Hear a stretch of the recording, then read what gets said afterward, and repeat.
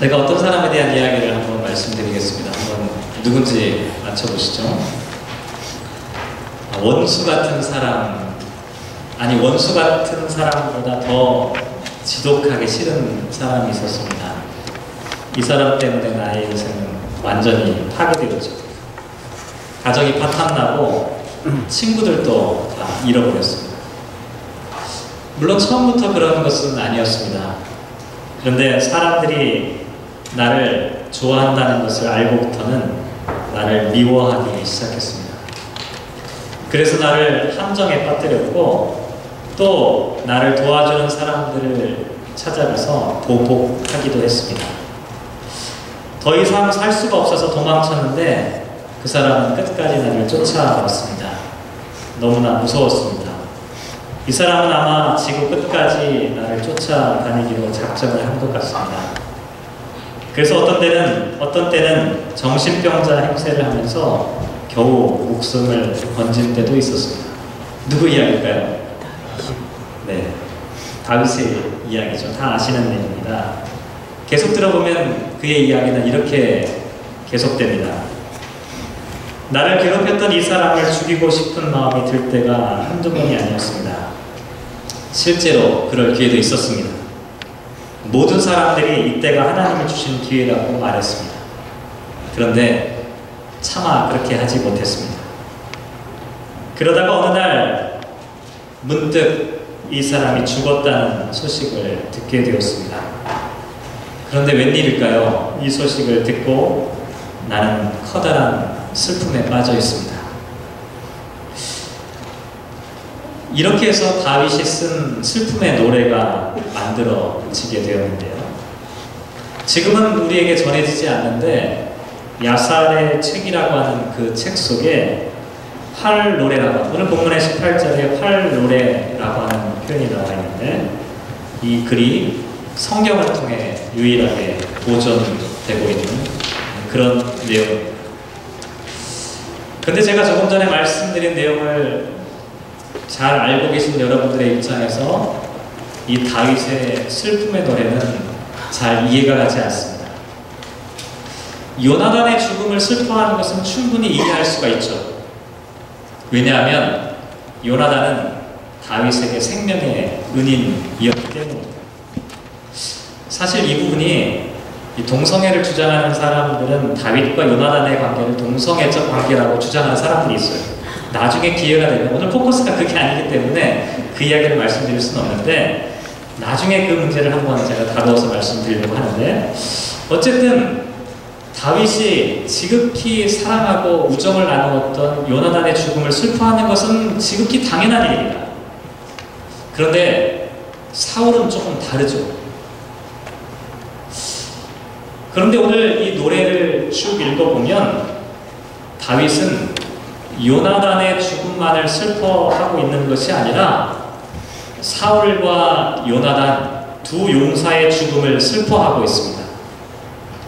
본문 19절과 25절과 27절을 보면 세 번에 걸쳐 반복해서 오호라 두 용사가 엎드러졌다라고 하는 탄식을 하고 있는 것을 보게 됩니다. 저는 의심이 많은 사람이라 한번 의심해 봤습니다. 다윗이 정말 사울의 죽음을 슬퍼했던 것일까?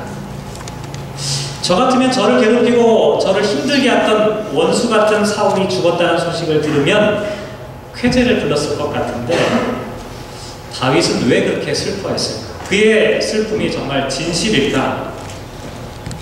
다윗이 슬퍼했던 그 이야기를 한번 살펴보니까 11절에 다윗은 자기 옷을 잡아 찢었습니다. 이것은 유대인들이 슬픔을 당했을 때 하는 가장 일반적인 외적인 행동입니다. 뿐만 아니라 12절 말씀에 보면 저녁 때까지 슬퍼하며 울며 금식하였습니다. 보통은 그냥 자기 옷을 잡아 찢는 외적인 슬픔만 표현하면 되는데 다윗의 슬픔은 진심이었습니다. 그렇기 때문에 그저 형식적인 슬픔만 취한 것이 아니라 저녁 때까지 슬퍼하며 울며 금식하는 그 슬픔과 애통을 함께 했다는 것이죠. 뿐만 아니라 15절 말씀을 보면 사울을 죽였다고 하는 아말렉 사람을 그 자리에서 쳐서 죽입니다. 이건 어떤 의미냐면 슬픔에 대한 책임을 지는 행동입니다.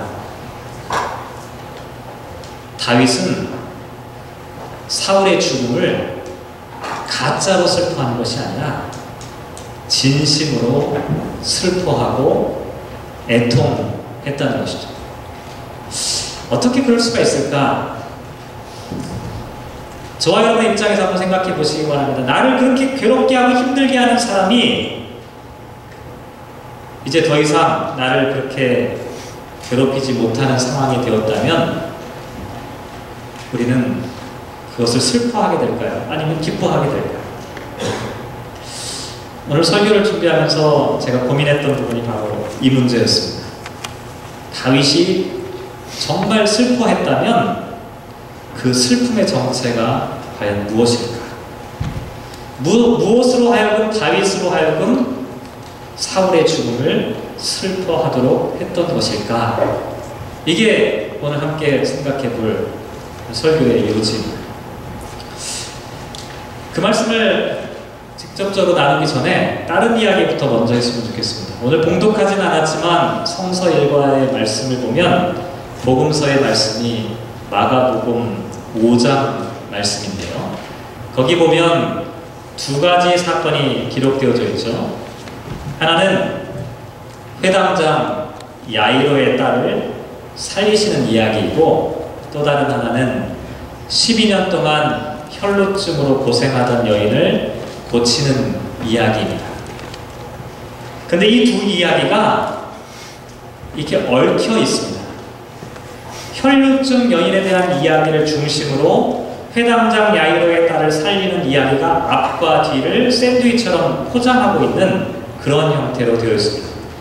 왜 그러냐면 두 개의 별개의 사건이 같은 주제로 연결되고 있기 때문에 그렇습니다. 같은 주제라는 것은 무엇이냐면 둘 다 접촉해서는 안 되는 사람을 예수님께서 접촉하신 사건이라는 것입니다. 회당장 야이로의 딸이 죽었습니다. 그런데 예수님께서 죽은 아이의 손을 잡아서 일으키셨습니다.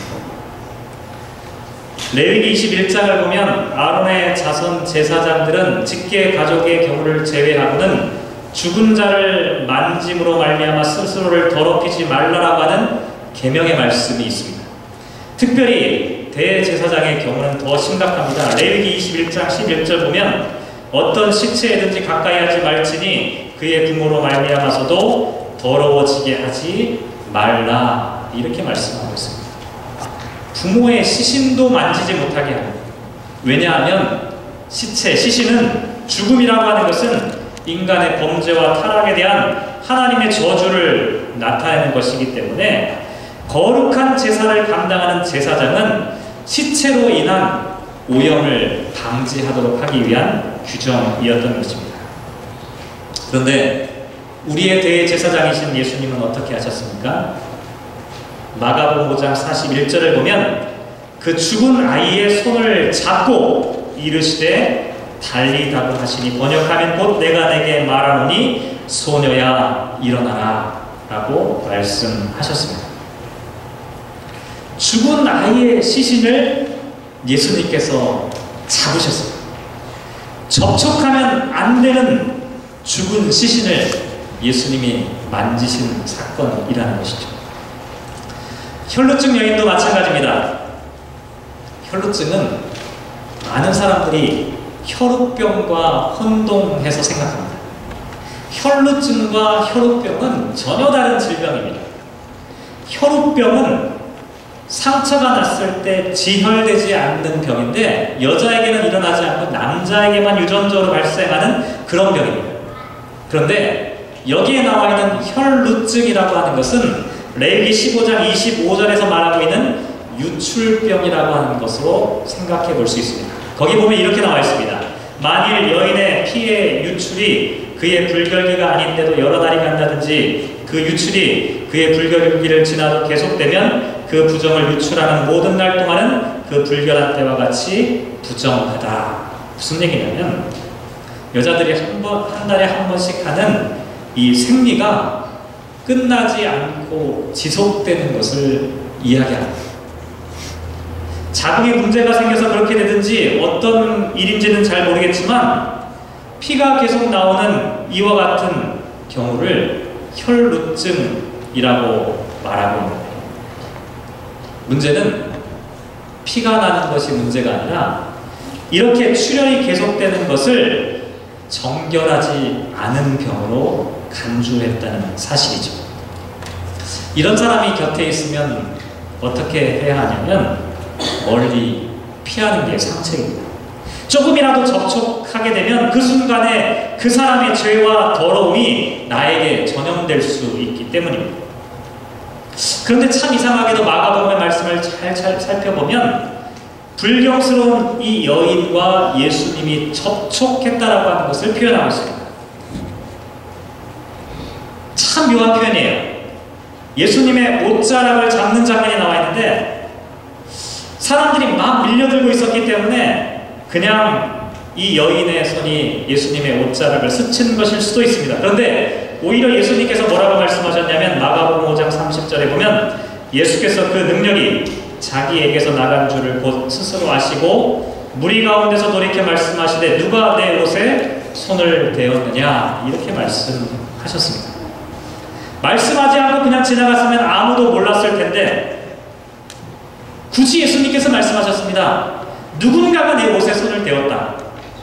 결과적으로 예수님은 부정한 여인과 접촉했다는 것을 스스로 시인한 셈이 되고 말았습니다. 마가복음 5장에 나와 있는 이 두 사건은 그래서 모두 접촉하면 안 되는 사람과 접촉하신 예수님에 대한 이야기입니다. 보통은 이렇게 되면 죄와 질병이 접촉한 사람에게 전염됩니다. 그런데 본문에서는 정반대의 일이 일어나고 있었습니다. 예수님께서 죽은 시신의 손을 붙잡았지만 죽음의 영향력에 오염되거나 죽음의 간섭을 받지 않았습니다. 오히려 예수님으로부터 생명의 기운이 그 죽은 아이에게 전달되었고 그 아이가 다시 생명이 살아나는 역사가 일어나게 되었습니다. 혈루증 여인도 마찬가지입니다. 혈루증 여인과 접촉하는 순간 혈루증의 더러움에 전염되어서 만진 사람들 누구나 다 불결하게 됩니다. 그런데 이상하게도 여기서는 혈루증 여인과의 접촉으로 인해 예수님이 오염되기는커녕 오히려 예수님의 능력이 그 여인에게로 흘러갔습니다. 그래서 그 여인이 치유되었다고 말씀하고 있는 것이죠. 왜 이런 역전 현상이 일어나게 되는 것일까요? 죽음의 영향력, 거룩하지 못한 더러움을 만났지만 더럽혀지지 않았던 이유가 과연 무엇 때문일까요? 지난주 중에 제가 이 여러 가지 말씀들을 묵상하다가 시카고에서 목회하시다가 최근에 전주에 있는 한일장신대 교수로 가신 박영호 목사님, 제가 잘 아는 그런 목사님이신데 시카고에 계실 때 제가 한번 우리 교회 모셔서 말씀 듣고 싶은 생각이 많이 있었는데 기회를 놓쳤어요. 그러다 보니까 벌써 한국으로 가버리셔서 참 아쉽게 생각하는 그런 분인데 이 목사님께서 쓴 글이 하나 있었습니다. 그 글이 어떤 글이냐면 전염병과 로마 제국 그리고 기독교라고 하는 제목의 글인데요.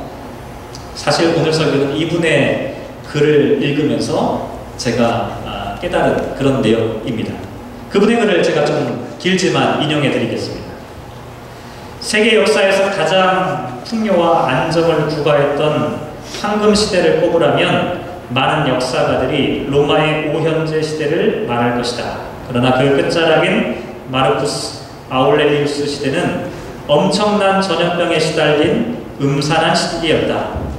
천연두로 추정되는 이 전염병이 15년이나 계속되는 동안 이 병으로 사망한 인구는 전체의 4분의 1 혹은 심지어 3분의 1까지도 추산되는 것을 보면 그 15년을 사람들이 어떻게 살아내었을지, 그 안에서 살아가는 사람들의 마음과 사회적 관계는 어떻게 변해갔을지 상상하기가 힘들다. 그런데 이 재난을 기독교가 제국의 대표 종교로 성장하게 된 것과 연결시켜 해석하는 시도가 있다. 기독교의 발음은 세계사의 수수께끼 중에 하나인데 AD 40년에 전 세계를 통틀어 1000명을 넘지 않았던 그리스도인들이 300년에는 500만에서 750만까지 늘어났다. 이것은 황제 한 사람의 공인 때문이 아니라 이미 4세기 초반에는 기독교 복음이 제국의 대세가 되어 있었기 때문에 황제는 그 현실을 수용했을 뿐이라고 말하기도 한다. 역사학자인 W. 맥밀은 전염병의 공포가 환자들을 속수무책으로 방치하겠는데 유일하게 그리스도인들만큼은 극진히 아픈 이들을 돌보았다는 기록들에 주목한다.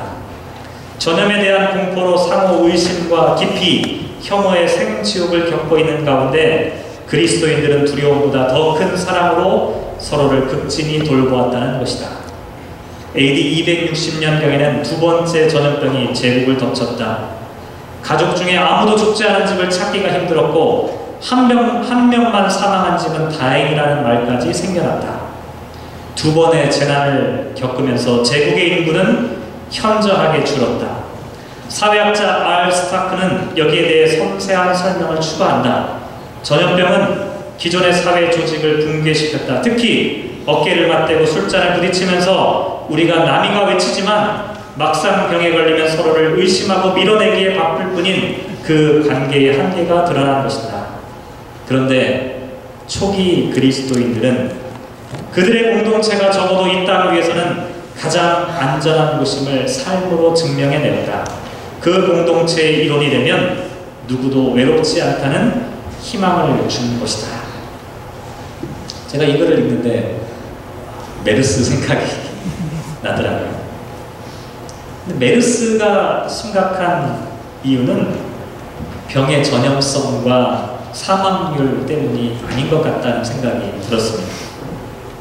이로 인해 사람들 사이에 사회적 구조에서 가장 기본적인 신뢰가 깨어지고 있다는 점입니다. 메르스를 치료하기 위해 최일선에서 싸우고 있는 의료진들조차도 거리를 두려고 하는 그 모습이 우리 사회의 모습을 단적으로 보여주고 있다는 것이죠.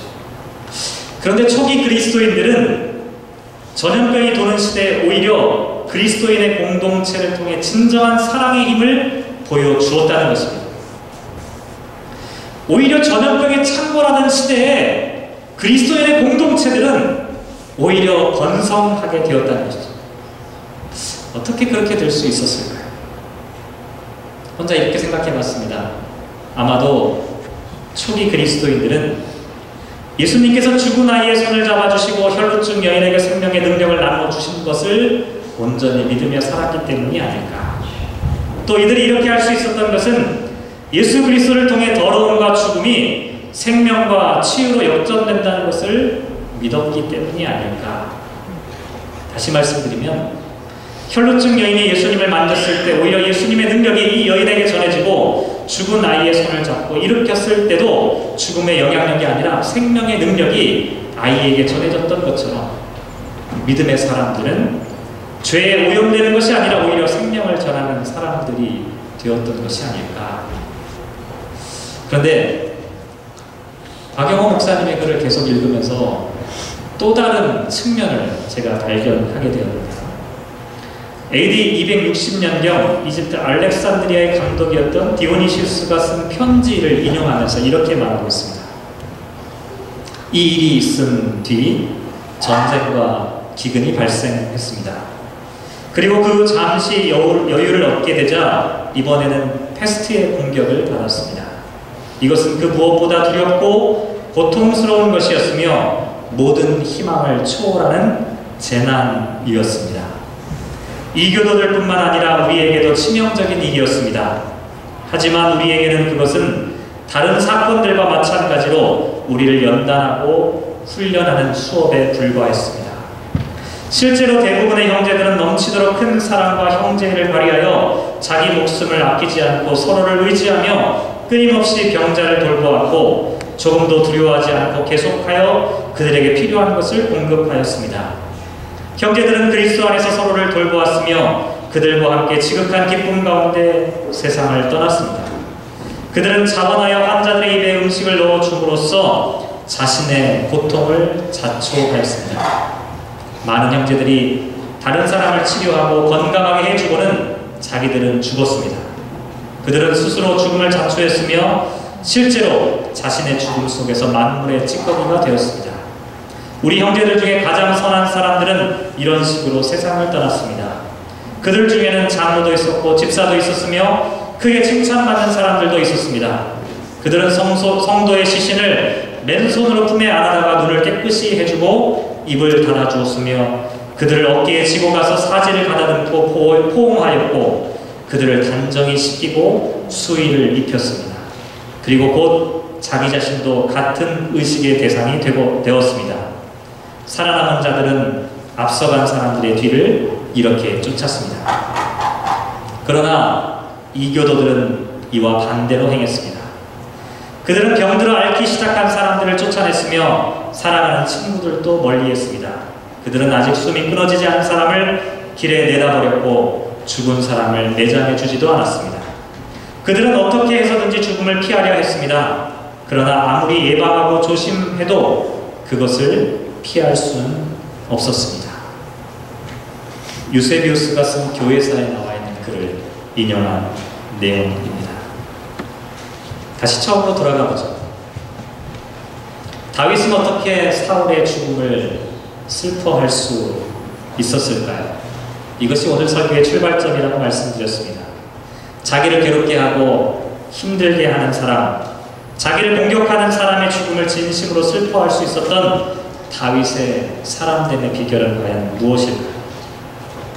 사울은 다윗을 미워하고 증오했죠. 다윗을 파괴하려고 철저하게 애를 썼던 사람이 사울이었습니다. 그런데 다윗은 사울이 자기를 괴롭게 하는 것보다 더 중요한 것을 보았습니다. 그것은 사울이 하나님의 기름 부음을 받은 사람이라는 사실이었습니다. 하나님이 사울에게 하신 일이 사울이 다윗 자기 자신에게 한 어떤 일보다 훨씬 중요하다고 믿었던 것이 바로 다윗이었습니다. 그래서 다윗은 하나님의 주권을 존중하며 살았던 것이고 끝까지 사울을 하나님께 기름 부음 받은 사람으로 대하였던 것입니다.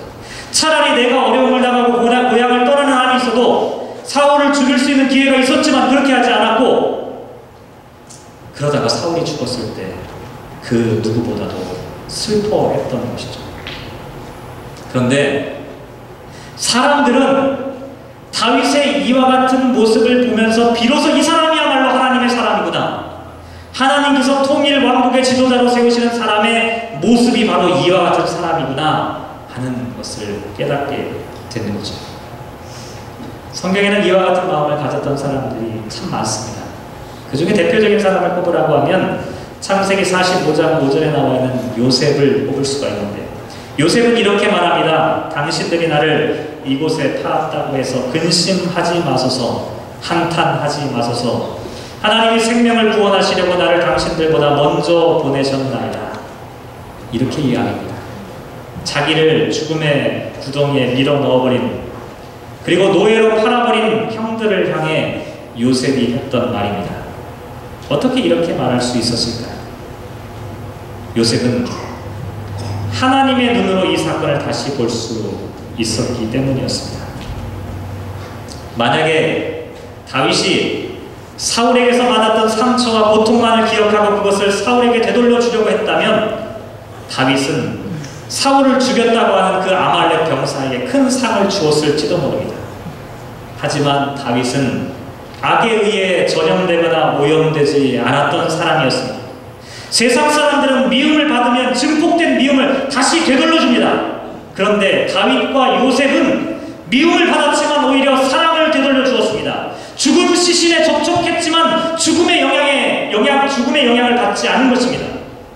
오히려 도리어 죽음의 시신을 만졌지만 생명의 기운을 전해주셨던 예수님처럼, 오히려 혈루증 여인의 더러움을 만졌지만 오히려 그 질병을 치료하셨던 예수님의 모습처럼 말입니다. 오늘 우리가 이 세상에서 그리스도인으로 살아간다는 것은 과연 어떤 의미일까요? 이 세상에서 우리가 하나님의 복을 누리는 구원받은 그리스도인으로 살아간다는 것은 어떤 의미겠습니까? 예수를 잘 믿으면 메르스와 같은 병에 전염되지 않는다는 것일까요? 예수를 잘 믿으면 불행이 우리를 피하게 된다는 것일까요? 그렇지 않습니다. 하나님의 구별은 이와 같은 구별이 아닙니다. 그리스도인들은 이 세상에서 죄와 전염병과 죽음의 현실을 세상 사람들과 똑같이 만나게 됩니다. 그런데 불행과 아픔을 대하는 태도만큼은 그리스도인들은 전혀 다른 구별된 사람입니다. 자기를 괴롭혔던 사울에게 원한을 되돌리지 않고 혈루증 여인의 더러움에도 영향을 받지 않고 죽은 아이의 죽음의 영향력에 빠지지도 않는 사람들이 바로 그리스도인이라고 하는 것이죠. 우리는 이 세상에 오히려 생명을 전하는 사람입니다. 주님께서 하셨던 것처럼 우리는 죽음을 만지면 죽음에서 생명이 살아나고 더러운 여인의 몸에서 치유가 일어나게 하는 사람들이라는 것이죠. 어떻게 이렇게 할 수 있는 것일까요?